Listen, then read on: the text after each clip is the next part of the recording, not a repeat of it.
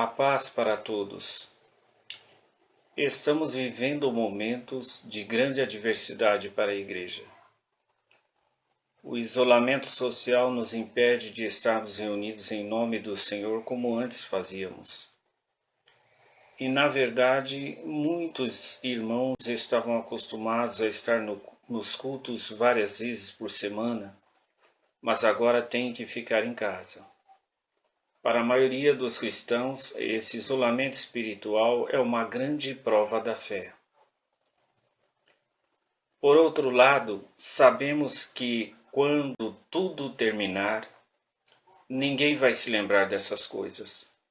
Voltaremos à normalidade e muitos se esquecerão de que a vinda do Senhor se aproxima. Mas neste momento, enfrentando essa crise pandêmica, temos que atentar para a nossa sobrevivência espiritual, pois com o afastamento das reuniões de culto, os cristãos que eram alimentados pela palavra de Deus e fortalecidos pela comunhão estão mais vulneráveis aos ataques do inimigo. Temos que ser crentes no contexto religioso e fora dele. Contudo, nem todos estão acostumados a ficar sem o contato direto com os irmãos. De qualquer forma, temos a vantagem de ter a internet como um poderoso veículo de comunicação para a transmissão de cultos, mensagens e orações. Esse recurso não existia em tempos passados, como no primeiro século, quando a igreja foi perseguida pelos judeus e depois pelos romanos. Temos notícias hoje que os cristãos estão sendo perseguidos na China e suas igrejas estão sendo derrubadas. É o vento forte que está soprando e balançando a figueira no mundo. Entendemos neste momento difícil que, voltando as coisas à normalidade, muitos cristãos estarão retornando ao convívio religioso em suas igrejas. Mas alguns por esse tempo se esfriarão e se apostatarão da fé. Assim, para que estejamos entre aqueles que vão permanecer, devemos atentar para o cuidado com a nossa vida espiritual, pois não podemos regá-la como antes nos cultos. Dessa forma, resta saber o que devemos fazer enquanto não podemos frequentar os cultos. Acima de tudo, temos que cuidar da nossa sobrevivência espiritual, que só pode ser consolidada por meio da fé, perseverança, comunhão, santificação e oração. A fé é a base da vida cristã, e pela fé os antigos alcançaram testemunho diante de Deus.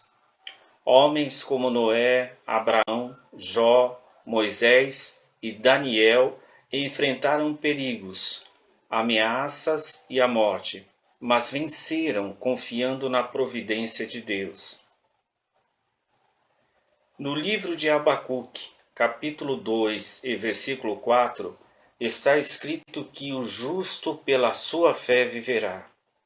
Isso significa que não podemos recuar em nosso compromisso de servir a Deus, pois não importam as circunstâncias, no final, se formos fiéis, venceremos.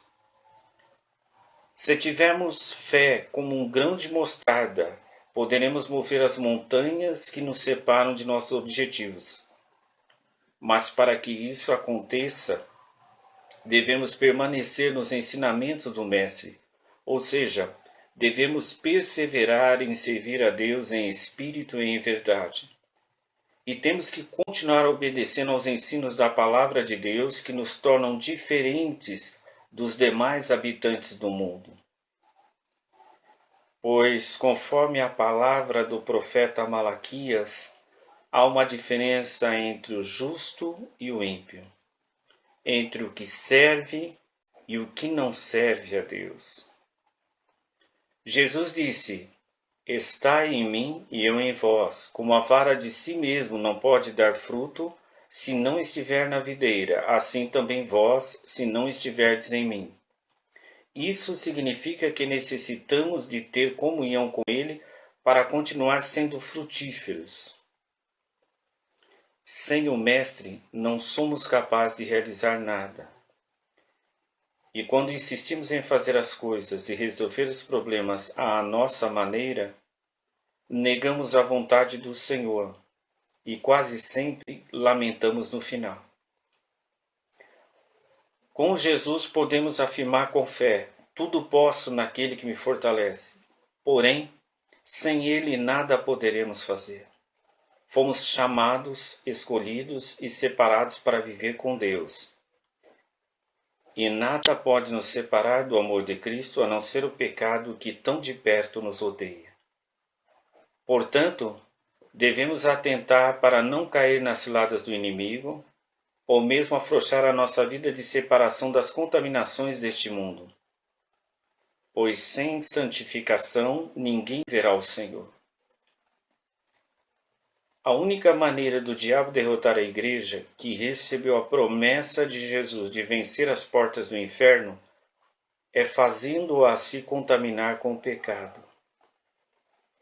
Portanto, devemos orar por todos, mas principalmente por nós mesmos, para não cairmos no meio desta batalha e sim prosseguirmos até o dia do arrebatamento da igreja.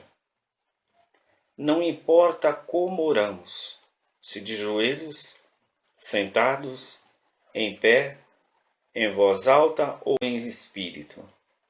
O que importa é orar sem cessar, porque a oração de um justo pode muito em seus efeitos.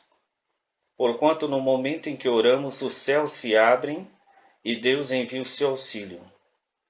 Assim sendo, vamos orar e buscar a face de Deus de todo o coração, até que esse vento assolador passe e recebamos a vitória pelo poder que é no nome de Jesus. Fiquem todos com Deus, na paz do Senhor.